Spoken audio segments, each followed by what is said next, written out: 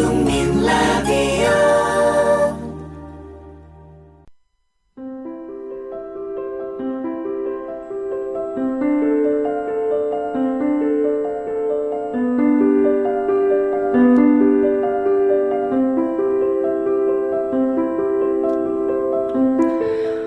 내 영화를 바라지 않거니 어찌 이록의 향기로운 미끼를 근심하며 나아감을 다투지 않거니 어찌 벼슬살이의 위태로움을 두려워하랴. 새 속의 영화란 실상 고기가 낚싯밥을 무는 것과 같으니 영화를 바라지 않으면 명리의 달콤한 미끼에 유혹되지 않을 것이다. 벼슬자리란 본디 서로 다투어야 올라가는 것이니 벼슬자리에 있지 않으면 그 안타깝고 위태로움이 있을 리 없다. 홍자성의 책은담 한 구절로 문을 여는 오후의 클래식입니다. 4월 1일 목요일입니다. 금요일입니다. 첫 곡으로 사랑의 인사를 재즈 버전으로 들어보시죠.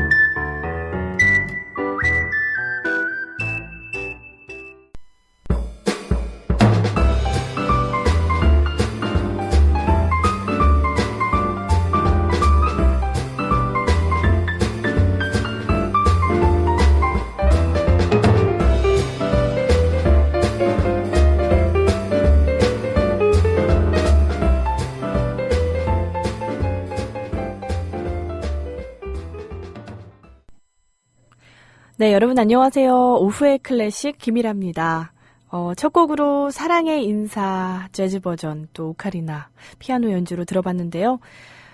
우리 노랑윤성님께서 수요일에 신청해 주셨던 곡인데 오늘 금요일 또 우리 국민TV, 국민라디오, 미디어 협동조합 네, 생일이기도 하잖아요. 그래서 첫 곡 분위기에 잘 맞는 것 같아서 이렇게 띄워드렸습니다.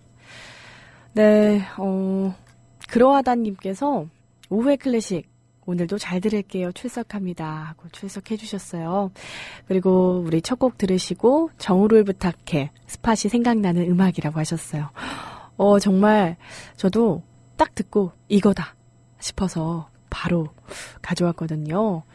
저랑 감성이 좀 맞는 신나고 재미있는 그런 음악이었습니다. 네. 또 우리 엘비스 333님 2시 2분 하고 이렇게 올려주셨어요. 네, 잘 오셨습니다. 네, 오늘 오후의 클래식에서는 임대웅 작곡가 겸 재즈 피아니스트 모셔서 또 이야기 나눌 건데요. 그 전에 우리 수요일에 또 신청곡이 있었죠. 이걸 좀 들어봐야 될 것 같아요. 우리 팔라스님께서 신청해 주신 곡이었는데요.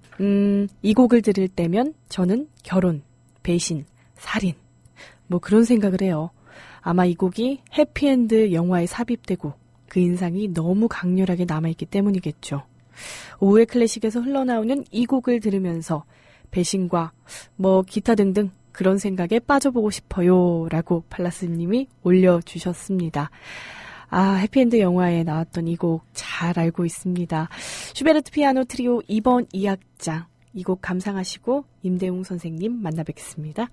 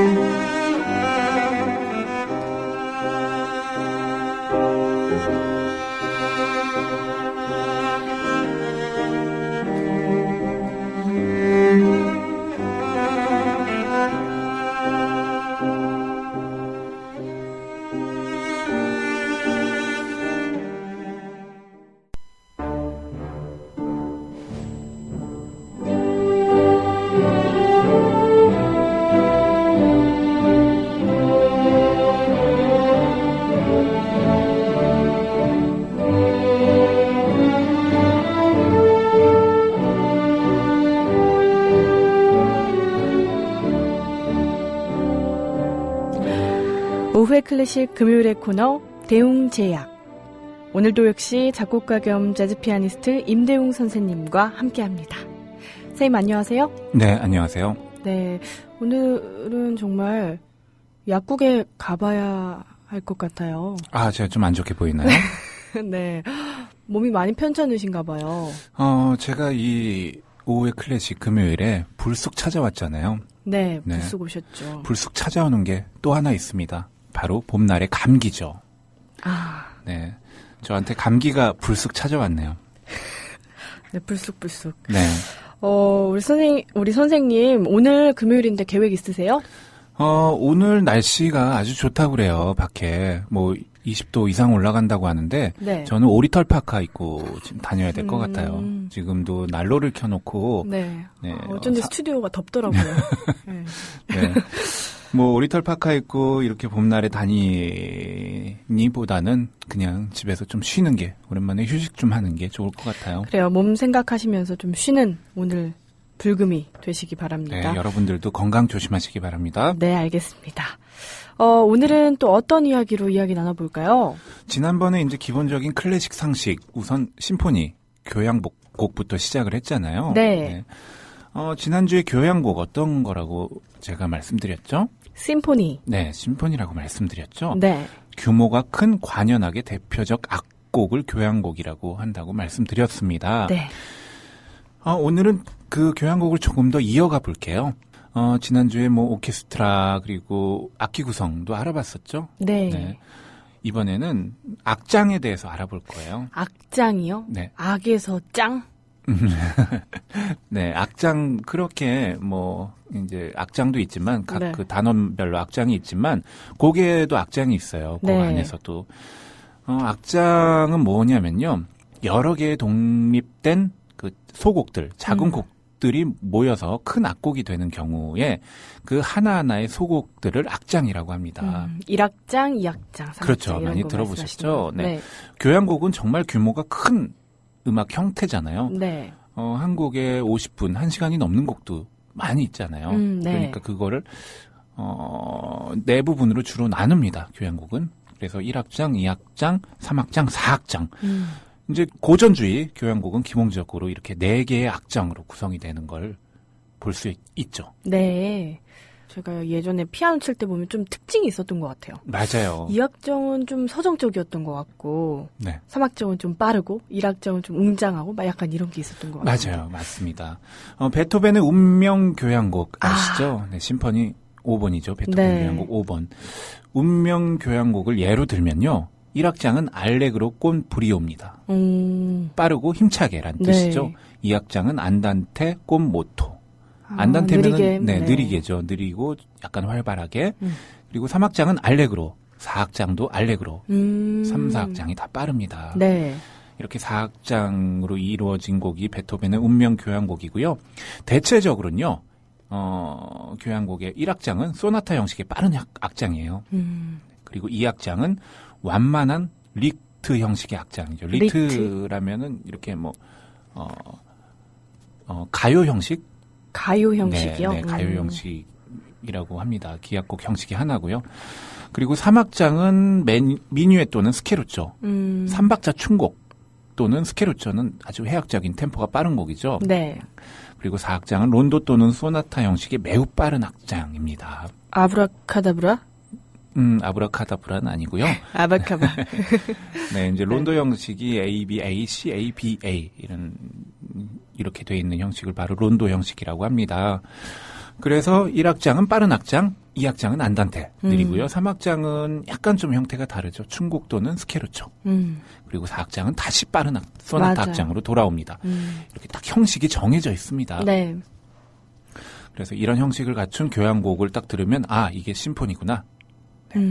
고전주의 심포니구나. 이렇게 알 수가 있죠. 네. 그리고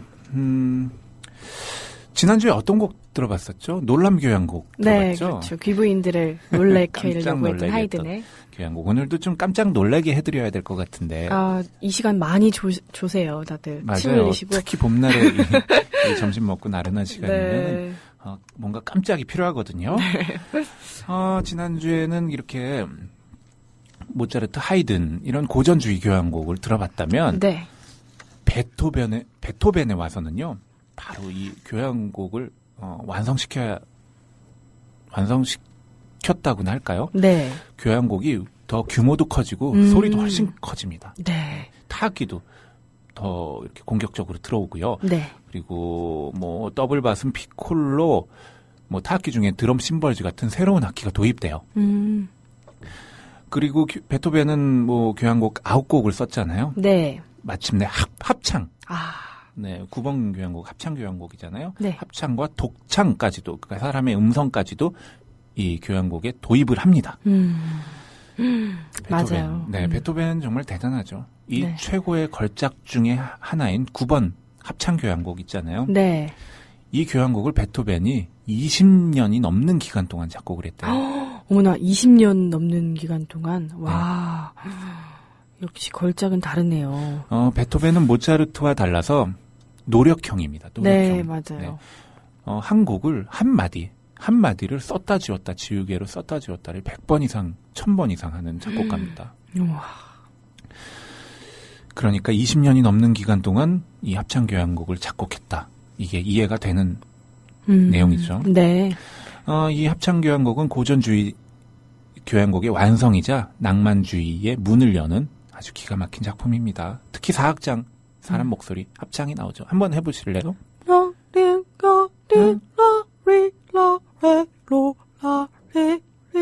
네, 맞습니다. 아주 이 사람의 목소리가 잘 조화롭게 어우러져서 네. 그걸 심포니의 아주 걸작이라고 할 수 있죠. 이 합창 교향곡은 베토벤이 항상 공감하고 애독했던 독일의 위대한 시인이죠. 프리드리 실러. 네, 맞아요. 실러의 그 장시 환희의 노래에 합창을 붙인 교향곡이고요. 대합창과 독창이 교향곡에 사용된 최초의 음악입니다. 네. 그러면 이 합창 교향곡 그 사악장 환희의 송가 한번 듣고 올까요? 네.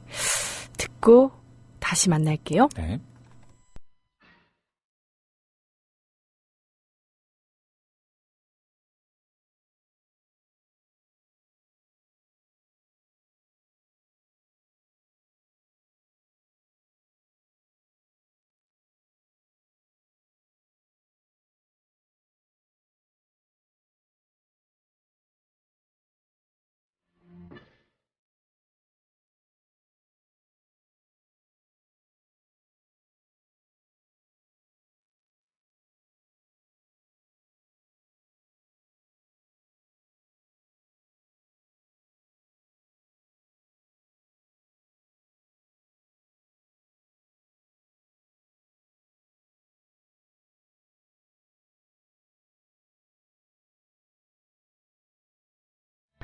네. 베토벤 심포니 제9번 사악장을 런던 심포니 오케스트라의 연주로 감상하셨습니다. 근데 앞부분만 들어서 그런지 아쉽네요. 빰빰빰빰 이거 나와야 되는데. 네, 맨 뒷부분에 이제 후반부에 하이라이트로 나오죠. 네, 이 사악장 한 악장임에도 불구하고 25분이 넘는 곡이라서 다 들을 수가 없음을 좀 양해 드립니다. 네, 아프시지만 않으면 제가 시켜볼 텐데요. 네. 아쉽네요. 네. 네, 우리 바보운주 김은주님이 오클에 왔어요. 너무 좋은 날씨라 놀러 가고 푸네요. 일 안 하고 땡땡이 칠까봐요 하셨어요. 우리 선생님 같으면 땡땡이 치실 건가요? 아니면 일을 하실 건가요? 일을 하겠습니다. 아우, 네. 네, 성실하시네요. 그것보다도 네. 일을 하는 건 내 또 꿈을 위한 노력이거든요. 네. 네. 바보운주님도 꿈을 위한 노력. 가끔 땡땡이 치는 것도 좋은 것 같아요. 땡땡이 치고 싶어요. 네, 저. 갑자기 네. 우회하셨습니다. 알아서 선택하시고요. 네, 가끔 네. 한번 치는 것도 좋습니다. 네, 알겠습니다. 다음 이야기 이어가 볼까요? 네, 베토벤까지 했죠. 네. 이러한 베토벤의 영향. 베토벤은 교향곡에 드럼, 심벌즈, 더블 바스, 피콜로 같은 새로운 악기를 도입해서 좀 확장시켰다고 했잖아요. 네. 그러면 이 이후에는 교향곡이 더욱더 확장되고 다른 형태로 발전이 됐겠죠. 네. 베토벤의 영향으로 19세기에는 이렇게 다양한 형태의 교향곡들이 생겨나요. 대표적으로 이제 베를리오즈라는 작곡가의 환상교향곡 있죠. 이 환상교향곡은 고전주의 심포니와 다르게 5개 악장으로 구성되어 있고요. 네. 또 악장마다 표제가 있습니다. 표제. 네, 표제란 이제 프로그램 제목이죠. 네. 그 전까지 뭐 고전주의 심포니나 이런 교향곡들은 음 자체에 이제 탐구하는 그런 탐미주의적인 곡을 썼다면 이제부터는 그 악장마다 어떤 극적 요소, 이야기, 스토리 이런 것들을 이제 유기적으로 발전시켜 나가요. 네. 그러니까 반복, 주제나 형식, 음도 중요하지만 악장마다의 극적 요소 그리고 어떤 이야기, 드라마 이런 게 교향곡과 같이 이렇게 발전이 됩니다. 그게 바로 표제음악이라는 거죠. 네. 또한 이제 관현악이 음향적으로 바라보게 됐어요. 음향적으로 좀 새로운 시도를 할 수가 없을까? 지난주에 어떤 이 악기의 음량이나 이 음량에 따라서 배치를 한다고 했잖아요. 네. 바이올린 현악기구는 앞에 있고 음량이 큰 순서대로 이렇게 뒤로 간다고 했잖아요. 네. 근데 꼭 그럴 필요 없어. 작곡가 내가 원하는 대로 좀 음향을 만들어 보고 싶어. 뭐 타악기가 양쪽에 있기도 하고 현악기가 한쪽에 몰려 있기도 하고 작곡가가 전혀 다른 음향을 만들어내는 그런 시도도 생깁니다. 네. 그리고 브람스 같은 경우는 이제 낭만주의 작곡가인데요. 다시 고전주의로 회귀하려는 이런 경향을 보여서 고전주의 또 음악을 쓰기도 하고 어떤 한 시기에 머무르지 않죠. 네. 20세기에 들어와서는 완전히 또 해체가 되죠. 작곡의 형태가 다양해져서 분류도 뭐 이제 쉽지가 않고요. 20세기 유명한 작곡가들 뭐 쉔베르크, 스트라빈스키, 쇼스타코비치 등 아주 뭐 그전 고전 교향곡들과는 다른 개성 있는 교향곡들이 등장을 합니다. 네. 체코의 유명한 작곡가, 가장 유명한 작곡가 하면 누가 있죠? 아무래도 드보르작이 아닐까요?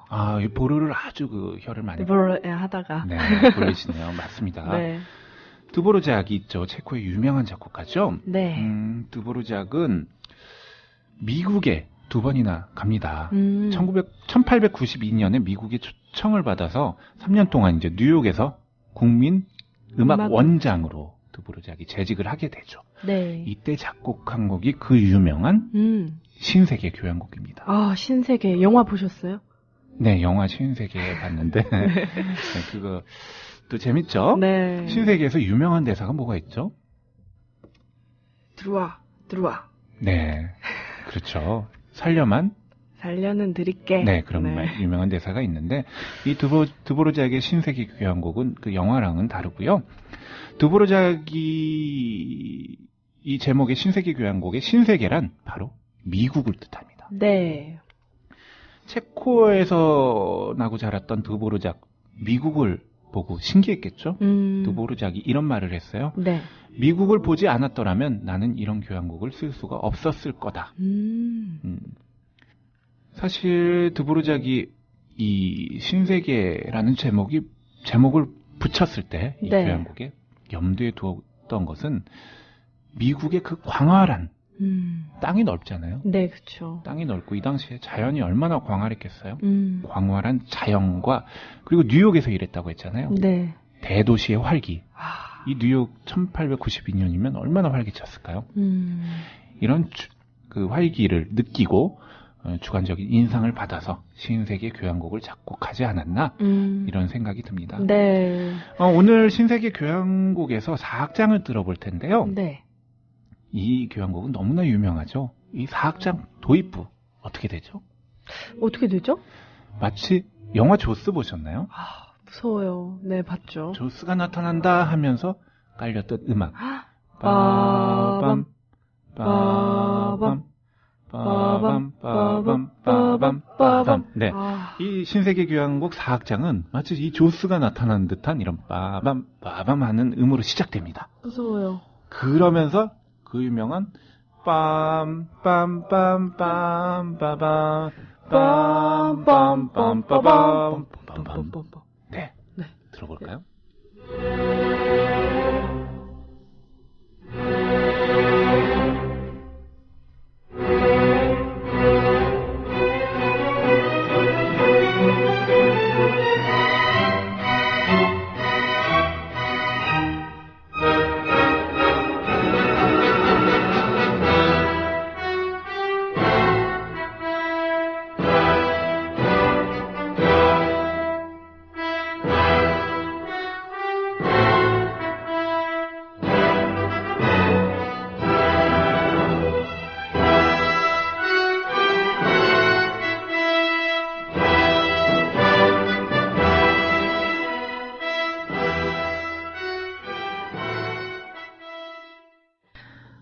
네. 드보르작 심포니 9번 신세계에서 4악장을 헤르베르트 폰 카라얀의 지휘로 감상하셨네요. 왜 드보르작 할 때 발음이 자꾸 새죠? 드보르작 한번 해보시겠어요? 드보르작. 드보르작. 네, 잘하시네요. 네. 우리 또 노동천님 오셨고요.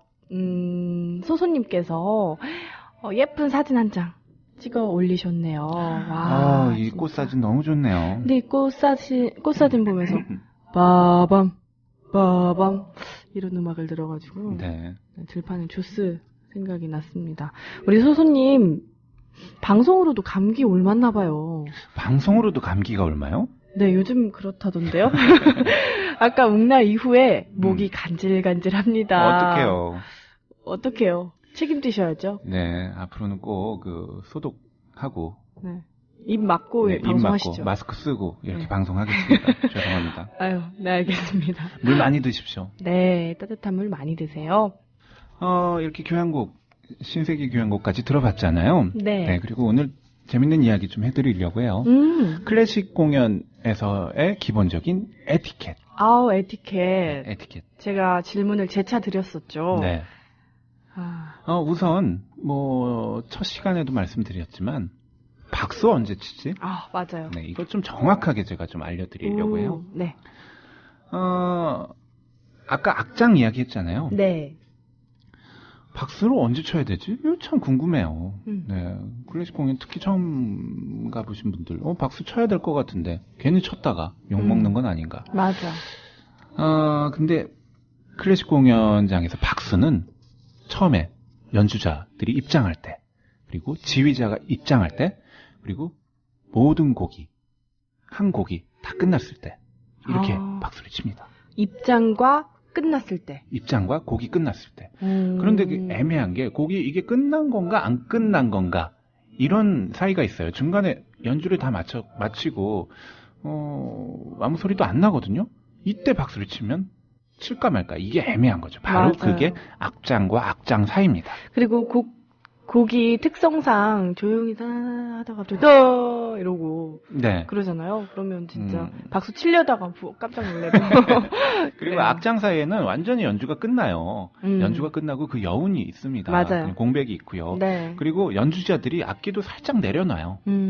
이러면 이 곡이 끝난 거 아닌가 이러고 착각하기 쉽죠. 네. 근데 연주자들이 악기 내려놓는 거는 조율이 좀 틀어졌거나 뭐 이제 연주하는 도중에도 조율이 조금씩 틀어지잖아요. 그럴 때 이제 조율도 좀 맞추고 악보도 좀 넘기고 이러는 시간입니다. 그러니까 악장 사이의 공백이 한 곡이 끝났다고 착각을 하고 그때 박수 치면은 안 되는 거죠. 그 여운도 우리가 같이 느끼고 음악으로 받아들인다 이런 바로 거죠. 그거죠. 그게 바로 박수를 치면 안 되는 이유입니다. 네. 먼저 이야기 하나 해드릴게요. 네. 지난 2008년에 세계적으로 아주 유명한 바이올리니스트예요. 안네 소피 무터가 한국에 내한 공연을 왔습니다. 네. 그것도 아주 유명한 트로나임 솔로이스트와 함께 내한 공연을 와서 나무랄 데 없는 연주를 펼쳤죠. 네.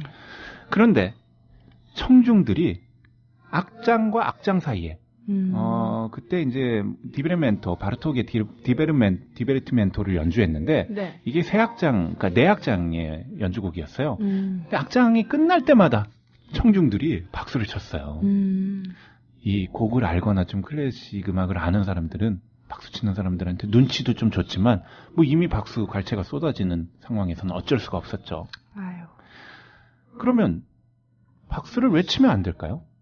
바로 악장과 악장 사이에 여운을 음미해야 되는 거죠. 네. 그리고 박수 소리가 이 연주자한테 방해가 됩니다. 연주자는 악장이 끝났을 때 다음 악장을 준비하면서 이렇게 마음도 가다듬고 맞아요. 어떻게 연주할까 생각도 해야 되는데 박수를 쳐버리면 연주 몰입하는데도 방해가 되는 거죠. 안네 소피 무터 이때 악장과 악장 사이에 박수를 청중들이 쳤다고 그랬잖아요. 네. 청중들을 향해서 손가락을 입에 가져다 댑니다. 조용히 해달라고. 손가락을. 이렇게. 깜짝이야. 네. 손가락에. 두 번째 손가락을요? 네, 두 번째 손가락을 펴서 입에 가져다 댑니다. 조용히 좀 해주세요. 제 연주가 방해가 됩니다. 이때 청중들이 박수만 치지 않았어도 더 훌륭한 연주 들을 수 있었겠죠. 그래요. 이게 마음이 흔들리면 이미 좀 연주할 때가 힘들잖아요. 네. 그러니까 아유 아쉽네요. 사실 예전에 아주 예전에는 악장마다 박수를 치기도 했다고 합니다. 아 예전에는요. 네. 그러나 지금은 악장 사이에 박수를 치지 않는 것은 하나의 클래식 공연에서의 정착된 전 세계적인 에티켓으로 보아야 하는 거죠. 꼭 알아둬야겠네요. 꼭 알아둬야죠. 네. 이 박수 치는 거 사실 그 작곡가 바그너, 리하르트 바그너부터 시작됐다고 해요. 네. 바그너가 완벽주의가 있는 작곡가거든요. 오. 그래서 자기 곡 사이에 그 악장과 악장 사이에 박수 치는 걸 정말 싫어했다고. 그래서 박수를 못 치게 했다고 그래요.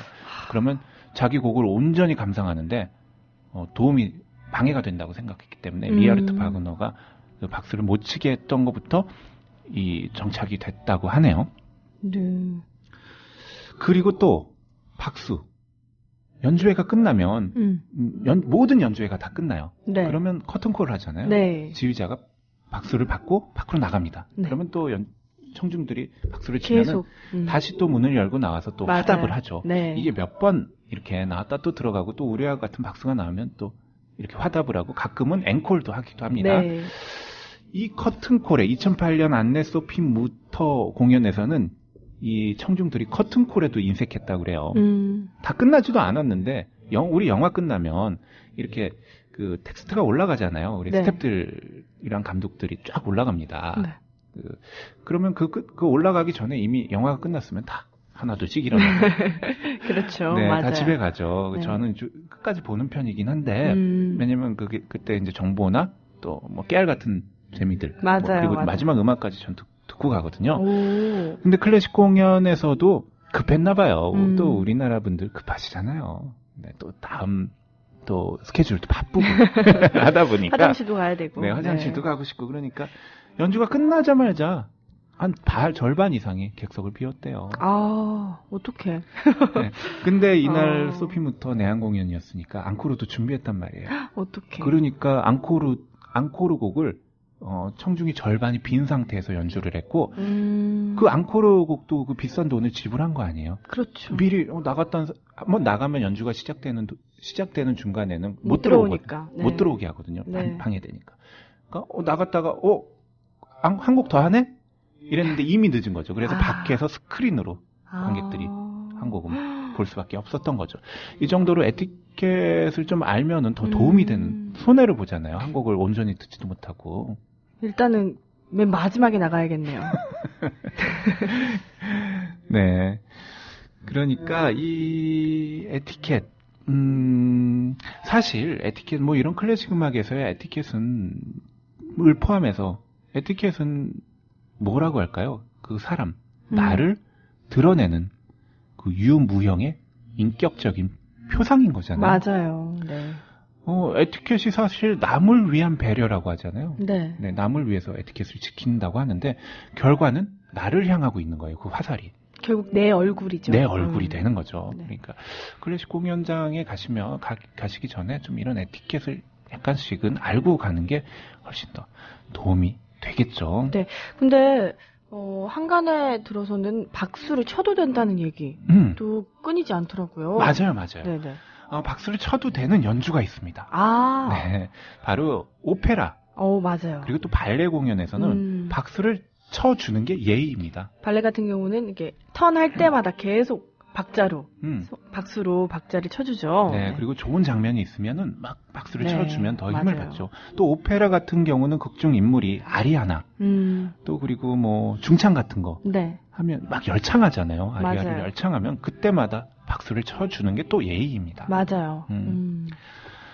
그래서 오페라나 발레의 경우에는 박수 아끼지 말고 이렇게 또 쳐주시면 됩니다. 네. 이 악장을 근데 구분하기 어렵잖아요. 그렇죠. 미리 클래식 곡을 다 듣고 오는 게 사실 좋지만 그러기 쉽지가 않을 때는 우리 연주회장에 가면은 그 들어가는 문 입구 안에 프로그램북을 꼭 팝니다. 맞아요. 네, 오늘 무슨 연주를 하고 그 연주에 대한 설명이 나와 있는 프로그램북을 대체로는 무료로 나눠주기보다는 팔고요. 아주 짧은 뭐 한 장짜리 이렇게 돈 무료 그 오늘 무슨 연주한다 이런 거라도 이렇게 들고 와서 보면서 같이 감상하시면 좋아요. 그러면 네. 거기 악장들이 이렇게 나와 있으니까 오늘 첫 곡은 4악장짜리 어떤 곡이니까 이렇게 이걸 보고 악장을 구분할 수가 있겠죠. 그런데 저도 프로그램북 받아서 꼭 보는데 네. 어두워요. 안 보여요. 그러니까 그 곡 시작하기 전에 미리 다 그 곡 중간에 이렇게 보지 마시고 네, 알겠습니다. 시작하기 전에 미리 보고 중간에 인터미션이라고 좀 연주회가 길면은 중간 쉬는 시간이 있으니까 이렇게 쉬는 시간에 확인해 주시는 게 좋습니다. 알겠습니다. 네. 그리고 또 하나 이제 마지막으로 짧게 에티켓 하나 알려드리자면요. 네. 클래식 공연장에서 먹는 거 안 됩니다. 후루룩 쩝쩝 그럼요. 바삭바삭 아그작 이거 안 됩니다. 네, 깨작깨작. 네, 먹을 거 어차피 들고 가지도 못하고 네. 또 몰래 이렇게 들고 가서 먹으면 옆 사람한테 민폐잖아요. 그렇죠. 먹는 소리. 그리고 연주자들이 갑자기 뭐 사과 뭐 무슨 치킨을 먹고 있어요.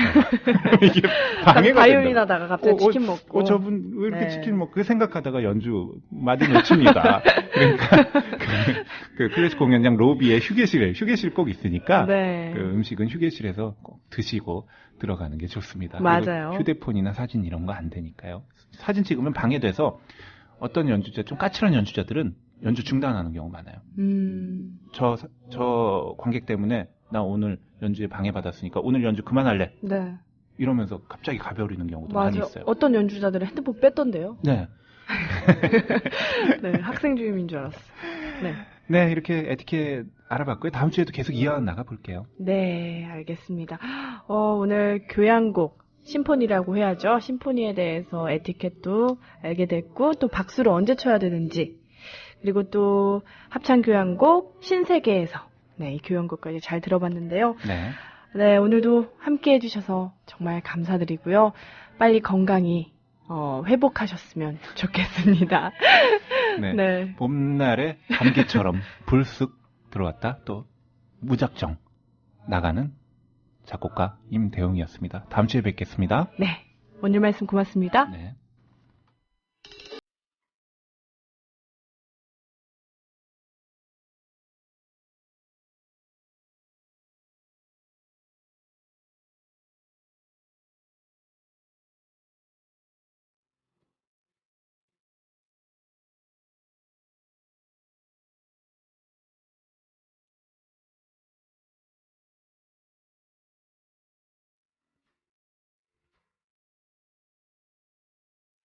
네, 4월 1일 오후의 클래식, 오늘은 임대웅 선생님 모시고 이야기 나눠봤습니다. 네, 임대웅 선생님의 대표곡이죠. 작은 별 들으면서 이 시간 마무리하도록 하겠습니다. 네, 여러분 오늘도 예쁜 오후 보내시고요. 지금까지 오후의 클래식의 김일아였습니다.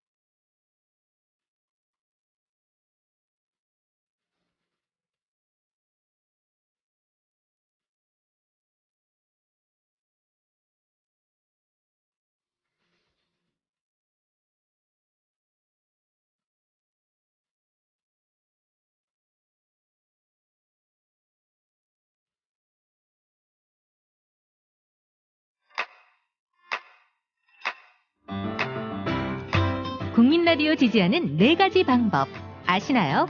다운로드하기, 별점 주기, 댓글 달기, 구독하기. 국민 라디오를 보다 많은 이들에게 전할 수 있는 가장 손쉬운 방법. 다운로드하기, 별점 주기, 댓글 달기, 구독하기. 잊지 마세요. 다운로드하기, 별점 주기, 댓글 달기, 구독하기.